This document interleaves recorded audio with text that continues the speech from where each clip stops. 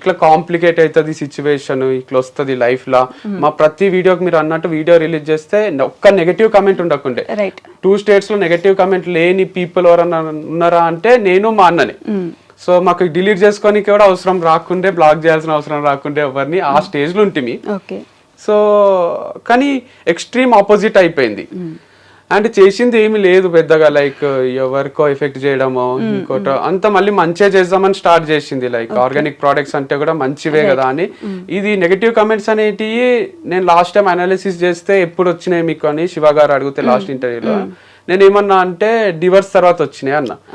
యాక్చువల్గా డివర్స్ తర్వాత రాలే, నా పెళ్ళయినాక కూడా చాలా లిమిటెడ్ ఉంటుండే. ఎప్పుడైతే మేము ఇద్దరం కలిసి బిజినెస్ స్టార్ట్ చేసినామో అప్పుడు స్టార్ట్ అయింది. వీళ్ళిద్దరు ఆర్గానిక్ ప్రోడక్ట్స్ అమ్ముతారా, హనీ అమ్ముతారా, తక్కువకు తెచ్చి ఎక్కువకు అమ్ముతున్నారా, ఇట్లా చేస్తున్నారా, ఆమె అంటారా చాలే మస్తు చూసినాంలే, మీరు మోసం చేస్తున్నారు ప్రజల్ని, మీరు లేట్ గా పంపిస్తారు, ఇది అది అని అందరూ అప్పుడు స్టార్ట్ చేసిండ్రు. అంటే ఎంతమంది అడ్మైర్ చేసిండ్రో వైఫ్ అండ్ హస్బెండ్ ఇట్లా చేయడము, అంతమందికి జెలసీ ఫ్యాక్టరా మరి లేదా నిజంగానే వాళ్ళకు ఎక్కువ ప్రైజెస్ అనిపించి కోపం వచ్చిందా, లేట్ గా పంపించడం వల్ల హర్ట్ అయిండ్రా, కానీ ఆ నెగటివిటీ అనేది అప్పుడే స్టార్ట్ అయింది నాకు.